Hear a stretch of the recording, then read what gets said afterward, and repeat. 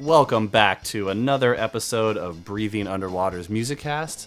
I am here with my twin bro.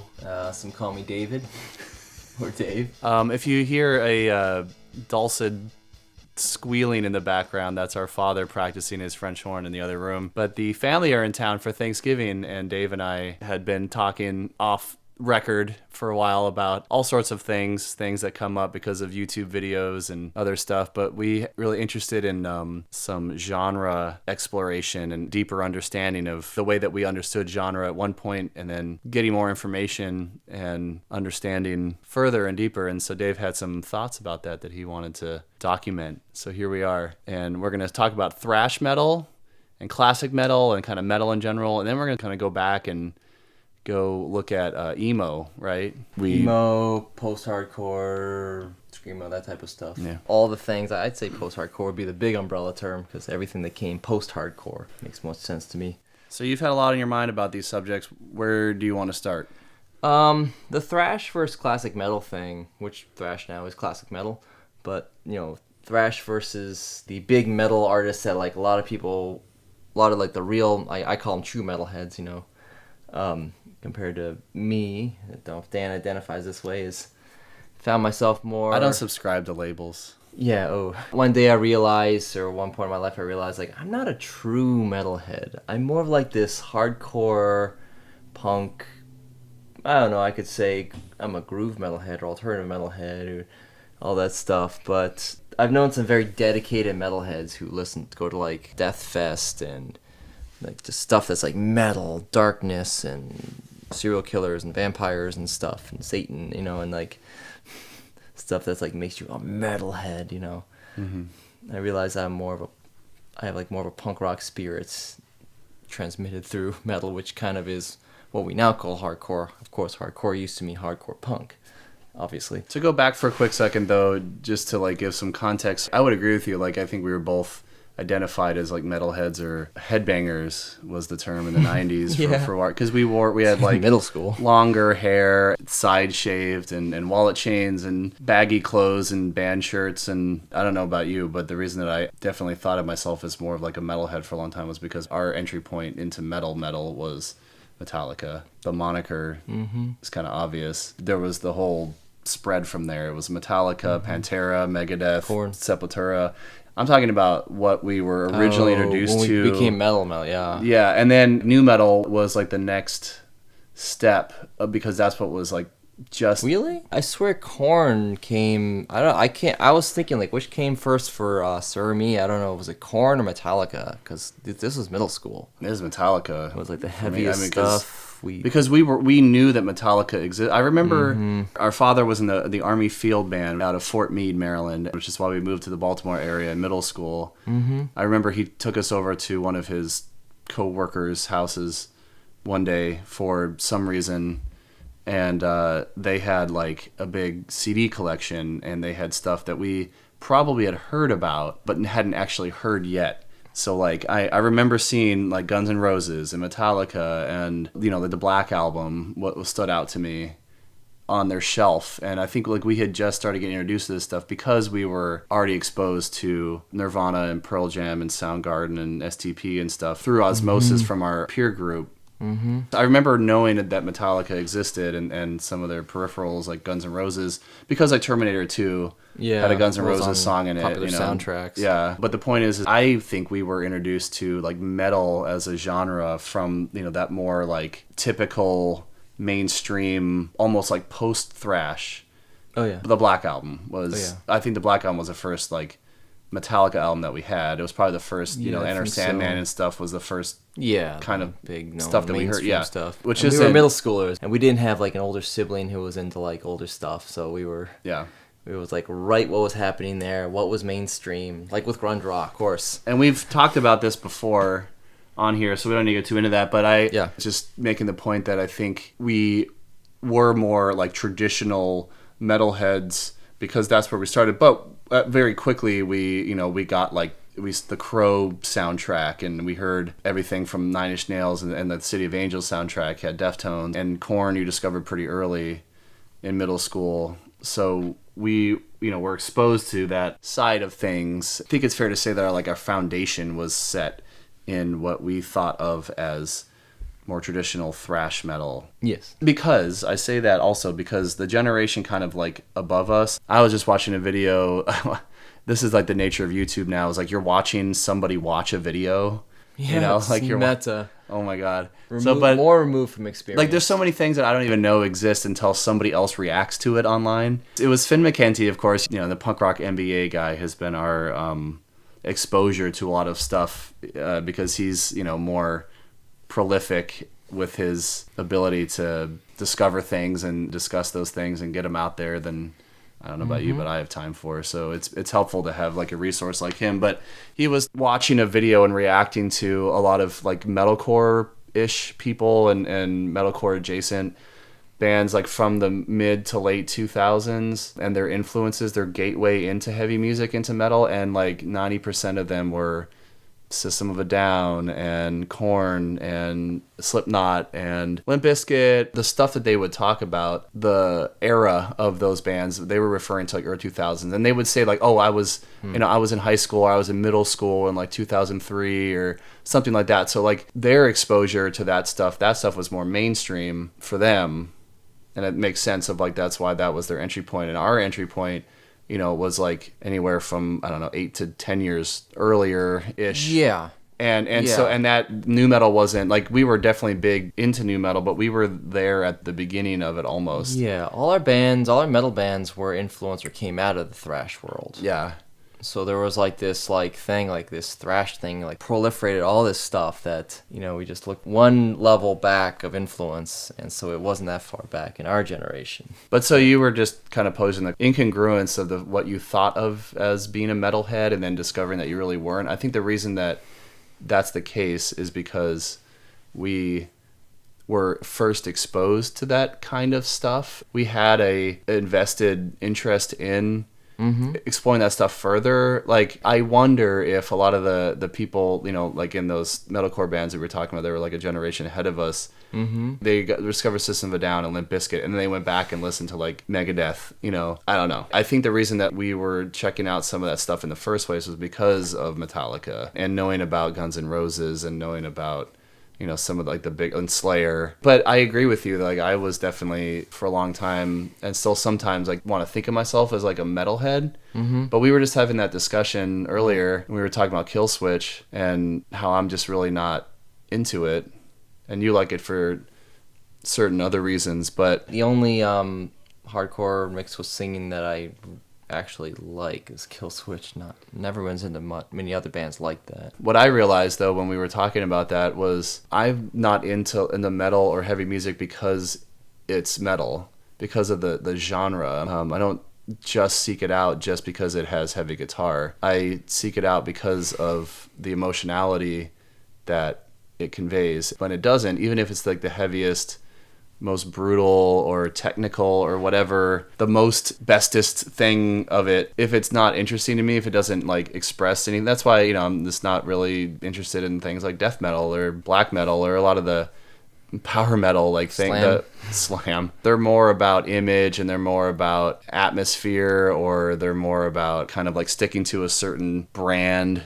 It's like, this is what people expect. Or if they're like really, really technical, like some of these bands, Polyphia is a big one right now and stuff like that. I just don't care. It doesn't do anything for it. So it's like, I don't know. Well, I go back to a good song is a good song, and a good song that speaks to you is a great song. And that's subjective, but like I agree with you. And just getting back on topic with genre, like I think you and I never really were poised to be metalheads because we were both more invested in like the way it makes us feel, not how cool it looked or felt. Or I don't want to like judge it because the music is so subjective. It's just something different. I'm not judging. I'm just saying it's something different that's not in me that makes someone like like death metal or black metal or things like that. Yeah. It's something that's just not in my personality. But I can genre listen to hardcore, even crap hardcore. Sometimes I like something that's just like a raw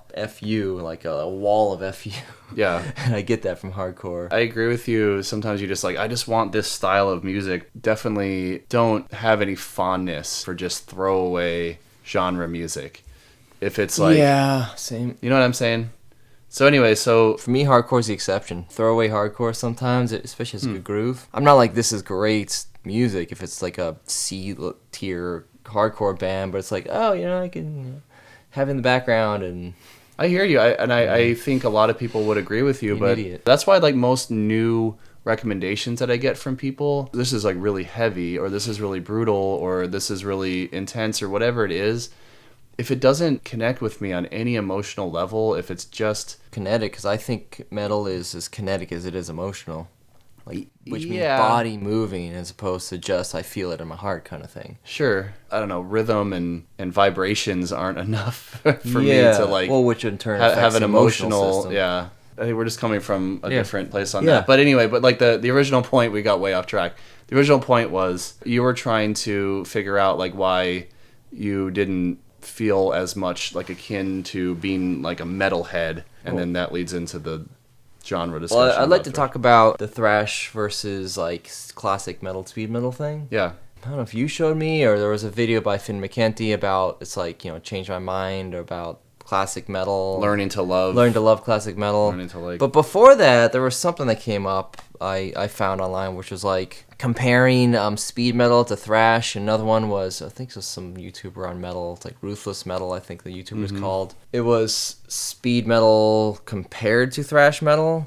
And I found those fascinating because for one, I didn't realize how much actual like shredding, like fast shredding was done in the 70s before thrash. Yeah, I didn't either. And how much thrash was actually, I mean, I always thought, because like my teenage mind, who was, ignorant and generation removed from it, I love thrash, but like, I like the newer stuff that was coming out at the time, because like you can only shred for so long. Eventually you want like a groove or something else, and these days groove is overdone. But I didn't realize thrash is actually a little slowed down from, there's more, thrash actually emphasized the groove a lot more than speed metal ever did.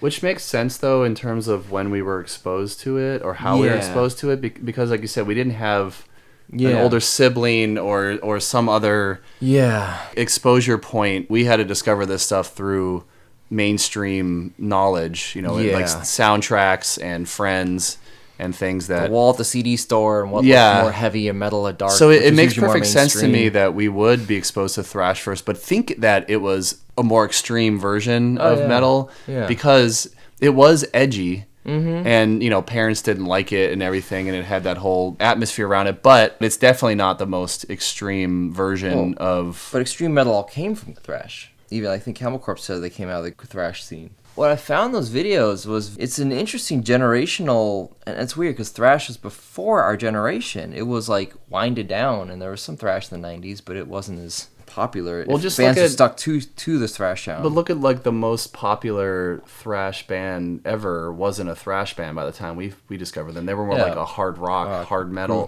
groove metal with the Black Album, and and even before that, like Metallica made thrash high art when it had more of a, in a way. Actually, they did really. Yeah. But what I want to say is that both the speed metal, which is a little bit different but similar to a lot of the stuff Finn McKenty looking at of classic metal, like Motorhead and Priest, Black Sabbath. It's weird. Black Sabbath, we liked Black Sabbath, and I still do. I put them on pretty recently. I was like, damn, they still hold up to me. But for some reason, Priest and Motorhead and Iron Maiden and Scorpions and Quiet Riot, all that stuff, I was like, not my cup of tea. I was even listening to that with an open mind. Like, there was the influence of like the shredding in like some of the 70s speed metal, but when there's all these songs about like, it's just, I don't know, it's like they read too many fantasy novels or dark vampire stuff, or just like those like old school rock and roll meta songs, like we're metal, very self-aware, very self-referential, rock and roll metal. And by our generation, that wasn't cool anymore. That was like kind of cheesy to say, Yeah. rock and roll. It was more like angsty. You know, everything grunge was angsty. It wasn't like, let's rock and roll. It wasn't party. It wasn't sex, drugs, rock and roll. It was cynical. It was political. It was social. It was also internal. Yeah. A lot of self-reflection and... Yeah. And if I hear a metal song in like major key, I just never liked the operatic sounds either. And I don't know if that influenced power metal. But there's this thing in my emotional limbic brain is like, metal has to be rough vocals, has to have be in minor key. It has to have, even if it shreds, it has to have this like aggressive groove. It has to be just kind of raw. And all the things that thrash kind of was. And when I hear the stuff before it, I'm like, I see how this influenced it, but it's more like an intellectual curiosity. Oh, what do the heavier Scorpions songs sound like? Not the more hair metal sound and stuff later, I think. Yeah. Even as a youth, I had this more of a feeling and a thought that what metal was trying to be, Black Sabbath had the best seeds of it. In my younger mind, the synchronicity, what felt like real metal to me at the time, exploded from thrash. And I went back and I kind of listened to a lot of thrash artists like Exodus and stuff. I was wondering why you put them on today. Yeah. I didn't know you were... Some of the other ones, Venom and other ones, I didn't like as much, but I liked the general feel of it. Like, I can generally have thrash that's not the big four in the background and stuff like that. And I was like, damn, I missed out on some of this stuff. Like, this still holds up to me. Like, I can just put this on and it's like... It shreds, but then it's got a groove, and it's got this like punk rock angstiness, and that the vocals are so much you're talking about less. like a kind of a mid to late 80s? 84 on or 83 on, like when the earliest Slayer and Metallica stuff was coming out. But it wasn't as popular. I mean, it was popular, but it wasn't as mainstream as hair metal was like the big...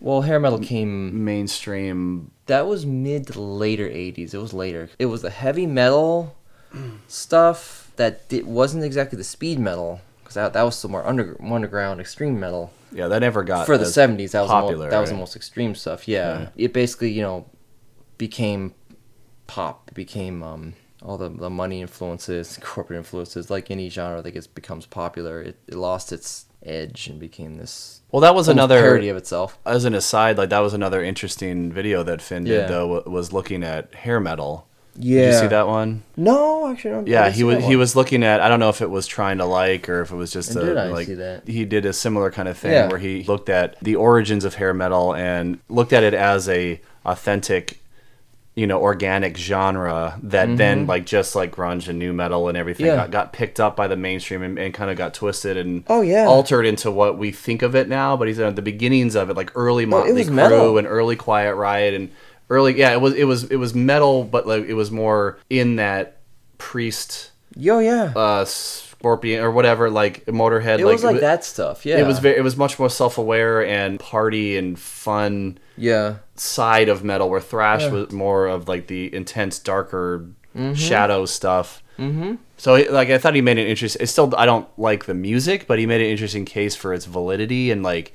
Just like the way we were looking at, and I'm going to do a whole nother episode on new metal at some point, but the way that we tend to think about new metal or grunge now, we think about the mainstream versions that were the more slick, more watered down, more accessible, as opposed to where it started and how it started. It sounds like hair metal and speed metal and thrash all had a similar kind of evolution, but we just don't think about it. That's a cool thing about stuff like YouTube and people, doing these DIY deep dives into this kind of stuff, because it opens us up to and exposes us to things that we didn't even realize. I gotta say, you should try this too sometimes, experiment. Like, put on like the most, I don't know, that sometimes the most famous song is not the heaviest, but like Motorhead or Iron Maiden or Scorpions and Priest. Approach it with an open mind and see if you can get into any of it. I couldn't. I was like, I want to, but mentally, but the rest of me, the deeper emotional, kinetic parts of me just was like, oh, this is cool. It's kind of rock, harder than regular rock, but nothing there. Then immediately I put on like a thrash and I'm like, oh yeah, I'm headbanging to this. I can't even help it. Even if it's not the big four, there's some other ones who were actually pretty good who weren't. You were also making a connection between thrash and punk. You want to talk about that? Yeah, and that's another thing. That's another reason why I realized I wasn't a true metalhead. I'm a crossover metalhead, I guess, because it's interesting. Hardcore punk was only a few years old when it started to really crossbreed with metal. I mean, this was edgy because we were infants back then, but metalheads and punks, rockers hated each other. It was like, but if you go from listening to the speed metal pre-thrash influences and then listen to thrash, it's like clearly like the drums, the vocals especially, the themes are totally I forgot to mention Suicidal Tendencies, who was probably the most, you can see the two polarities in them more than thrash, which they were partly thrash, of punk and thrash metal. You see those clear punk influences. Like that's the other thing too. I never, might be a generational thing, never was big into bands screaming about Satan and serial killers. Right. I wanted to hear about stuff I personally could relate to in my life. So it'd be like social things or internal things. You were never hunted by a vampiristic serial killer? So when I hear that, I hear songs about Vikings or just like, we're rock and roll, we're metal, we're gonna metal rock and roll all night. We're gonna leather like, and party every day. Like that stuff. I don't want to pick on Kiss. They're my.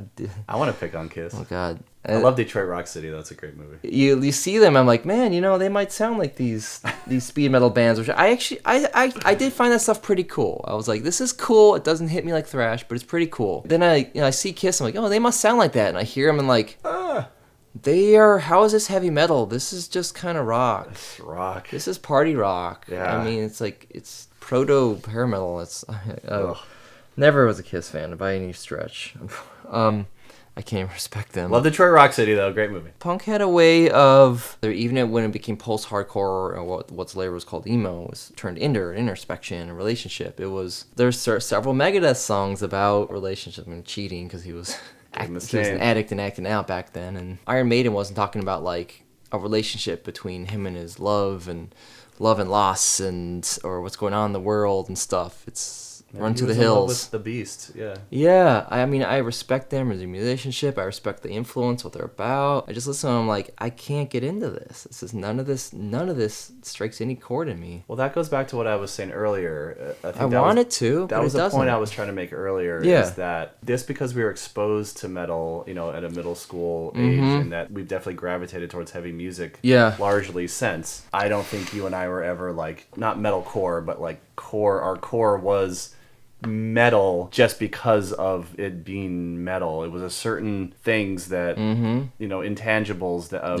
the different subgenres that spoke to us and other things that didn't. And for me, the things that don't speak to me are the merits of simply technical stuff or extreme graphic lyrics, like with death metal and stuff like that, or the atmosphere around black metal. That stuff by itself is not enough for me to say, like, yeah, I like this just because of that. It needs to have that other side to it, that connective side. Like you're saying, I totally respect and appreciate how much people love things like Iron Maiden and Priest and stuff for those other reasons. Totally respect Priest. But I don't know if I've ever met somebody that likes Maiden because of how their lyrical content speaks to them on an emotional level. When I switched to some extra stuff I was listening to, they were one of the lesser known ones that I actually liked a lot of thrash. They're just these cheesy drawn covers. They're just these dumb metalheads drinking. It's a totally punk rock kind of I don't know. There's the metal stuff is party, but there's this punk rock aggressive. We're just something there I like. Punk tends to be more grounded and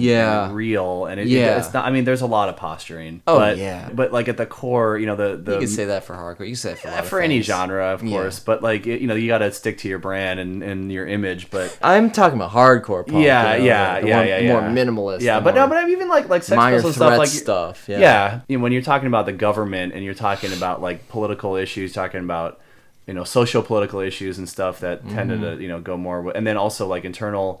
I think things like the Germs and stuff. He talked a lot about his inner strife and stuff that's just like you said. It's just more relatable. Yeah. Even though the image can still be a little bit silly or over the top. It's rock and roll. That's where it differentiates to me is the influence of, and that's why things like hair metal and stuff, because it's just, it's more about having a good time and stuff, which is great. But that's also why I don't think you and I are big pop music fans. No. Just because stuff more into pop than I do. But very specific thing. I like pop when it makes me feel like I want to have a good time, but it's not telling me that I need to. If it's all just centered around going to the club and stuff. Yeah. That does nothing for me, but I like a lot of subversive pop. We'll do a whole nother episode on that. Anything? Well, how about we talk about the post-hardcore The emo stuff? Yeah. Yeah, so let's switch gears. You've been, for a while, been discovering and deep diving into the origins of emo. Again, generational thing. And the music we were into in the 90s. We were not punk rockers in the 90s. I was latecomer to punk, not until the early 2000s did I discover punk. And it was mostly like Irish rock punk, like Dropkick, and I slowly started to get into like hardcore punk, and very slowly. And we were familiar with like Blink-182 and NoFX, and at the time, and like in high school, skate punk and pop punk, and it just seemed so weak and whiny and lame Yeah. because we were trying to be Honestly, more like metalheads. I still don't like pop punk, I gotta say. Not even Blink? I like Blink. They're the one exception to me. Sure. I think a lot of people would say that. I didn't know the difference too. Yeah. Between like post-hardcore and emo and Yeah. poppy punk. So we're latecomers to punk. Didn't realize how much punk evolved since hardcore. No clue. Totally ignorant. And when the early 2000s, emo, poppy punk. Is there a better? I wish there was a better word than poppy punk because it doesn't roll off the tongue well. My girlfriend can't stand even hearing that term because it sounds like it cancels itself out. Like punk is not supposed to be poppy. All that stuff was coming out in the early 2000s. I didn't even know emo. What was called emo? I didn't know it was mostly from punk. I thought it was like mostly like alternative. Yeah, same. With a little bit of punk influence. I didn't realize it was mostly punk. Like, you go look back and that it has origins in like Rites of Spring and Dag Nasty, and I don't know that much about that early scene, but I liked those artists. And then like suddenly you get like these more overdrive driven, heavier but still emo kind of stuff. Sunny Day Real Estate, among others. I don't know very well. I listen to them. It's interesting. It's like almost punk, almost angst punk, but then kind of relationship emo-y. And it's very interesting. And then you get to like the Get Up Kids and stuff like that, and I didn't think of that stuff as punk as much as like some sort of alternative, introspective-y, relationally stuff. And it was weird, you know? And going down the rabbit holes of like how much punk diversified and since hardcore and like post-hardcore, and I kept hearing these terms, then totally ignorant, like completely. And it was almost like this stuff just popped up out of nowhere. And it did feel like that, didn't it? Yeah, that emo is punk. It came from punk. And then the other one is the people they call screamo, you know, punk that was more screamo. The Thursday was big, and we just did not know where these artists came from, what all the lineage of stuff that led to it. And I went back and discovered a lot of it. I liked a lot of the older stuff. Never listened to Fugazi. I know they were a great big post-hardcore. I liked what I heard of them. So it's totally ignorant of some of these artists. Yeah, and then when I'd hear bands like when My Chemical Romance were like, we're just a punk band, and I hear that other artists in that world, I'm like, yo, you're emo, you're gothy looking emo or stuff like that. I love MCR. It kind of hurt my head. I was like, how are you punk? How is this punk? Punk is Sex Pistols, or punk is Bad Brains and Dead Kennedys. A lot. I listen to a lot of Dead Kennedys and Minor Threat and all those big names, Germs, and it was like this whole generational missing piece, or several generations of. It was more underground in the 90s. This does interestingly circle back to what we unplannedly started with, was like talking about our exposure. If I think about people like us that were exposed to mainstream stuff first because we didn't have other indie exposure points when we were kids, it seems like punk is like this unifying but very under the radar, like underlying thing to like a connective tissue to stuff that you and I are into, but we didn't realize at the time because the types of metal. I mean, other than pop punk, what punk has ever been mainstream? Why would emo. we? Well, that's what I'm saying. But by the time that certain brands of punk evolved into emo, it was so far removed from its punk roots in a lot of ways. Like, you'd have to know what you were listening for and have understood the influences to be able to make that connection. But by the time that we got to it, I think the first time I ever heard of emo, like I read an interview or something, and I don't remember, like in college. I hated it at first. Yeah, well, a lot of the artists did too. Like I remember, like Get Up Kid tried to distance himself from it. Jonah. Like one reason Jonah Matranga went by his name and not One Line Drawing was because he thought One Line Drawing was too connected to the emo scene, and he didn't want to be only associated with that. He wanted to be seen as this like leftover emo artist. I remember one of the first times I heard the term emo used was in an interview where somebody was talking about Rivers Cuomo, and it wasn't even Weezer, but it was somebody talking about like, why do you consider yourself emo or something? And it was, I don't know, some talking to fans or something, and they were, I don't remember what it was even in. It was online or in Rolling Stone or who knows, Spin. And they were like, what's emo to you? And they're like, oh, emo is like, you know, you just mope around and wear corduroys and glasses and cardigans and you're trying to look like Rivers Cuomo. That was stuck in my head as like that level, but... They came from more of an alternative scene, right? Yeah. They didn't come from punk. Am I right? Weezer? Yeah. No, I don't. But that was like kind of the image that was put on it, like when we... Maybe even a little bit before our time. But like you said, it was more actually came out of a punk or punk and post-hardcore, but more introspective and more tender and more vulnerable and not as tough guy kind of stuff. And then we started hearing like the vocals get more high-pitched and what we call like whiny sometimes as opposed to like tough. Because it seems like as punk and hardcore got more metal, and almost like the other side of it, the more tender side of it, got more vulnerable. Oh, take crust punk for example. Have you ever listened to much crust? Not much. I kind of like it. It's because it's so bland, raw. It's supposed to be, right? But it's like, how is this? It's like an unproduced death metal meets hardcore punk thingy. It's very interesting.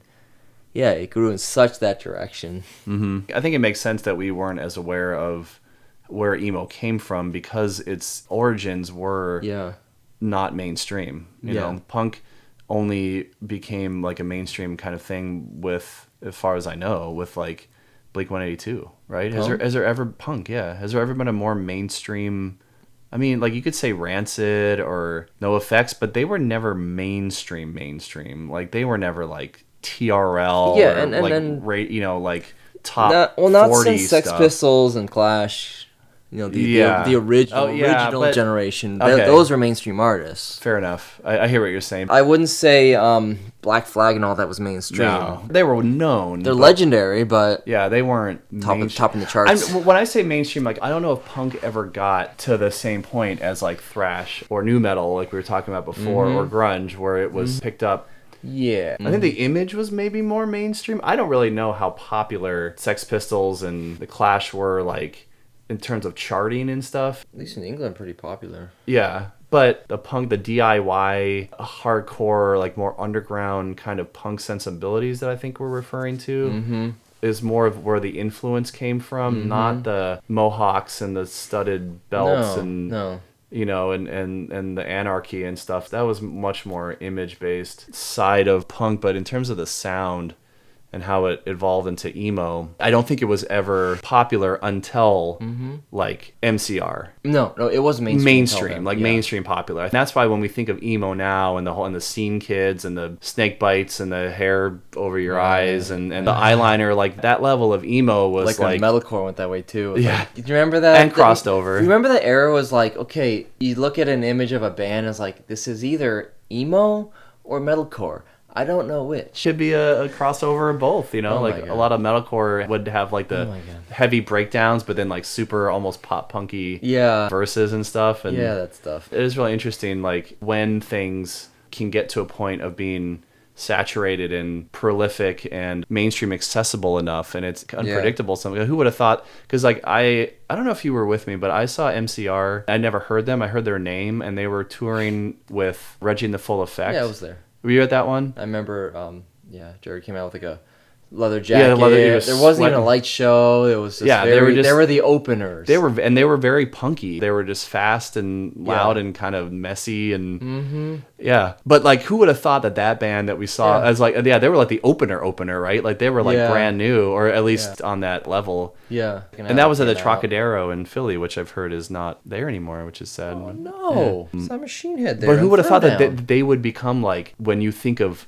modern emo, you think of that band that we saw so they just happened to like tap into something and evolve a sound that was already, I think, like gestating for a long time, and they happened to capture it in a certain way. I'll have to send you like some playlists or certain artists of 90s emo. It's a little different. It's a little more edgy. The vocals had a little more of an edginess to it. It had, hard to explain, you have to listen to it. Different than the more later emo stuff, but and post-hardcore is like this big term where it's like, it could mean a very specific sound, but it really is like anything that came after hardcore punk. Yeah.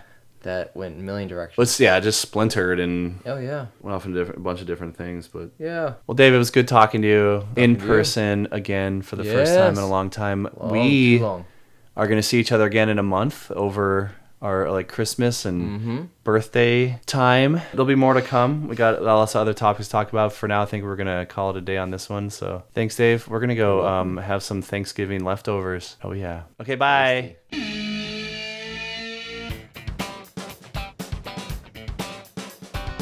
I love conversations like that because we did not plan going into this to come out with this revelation about how punk influenced so much of the music that we gravitated to and in turn influenced us as music listeners, lovers, and people. So with the punk spirit in mind, I'm going to play a song this episode from a band that I've played in the past. Back on episode 15 of this podcast, I played a song by the Order of the White Rose, who were a hardcore punk band on the island of Maui, Hawaii, where I lived for a couple years. It's been more than a decade since then, so I'm not sure if they're still active or not, and as you can hear more about in that episode, it was really cool to discover back then, and I hope is still true now, that even a remote paradise like Hawaii has such a unique and eclectic original music scene. So here is the song White Rose by the Order of the White Rose off their album War Machine.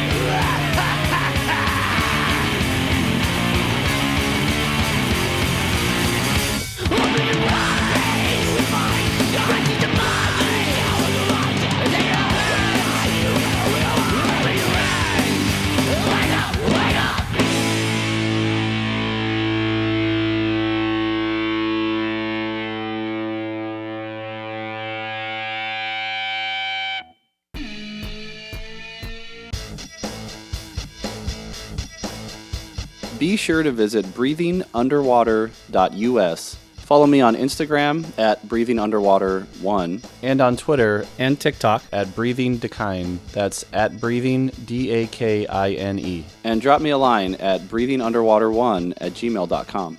Please note that I do not claim any ownership of any media presented in this podcast, which is only used for promotional purposes unless otherwise noted. And all views and opinions are those of the person expressing them and do not represent any other entities discussed in this podcast.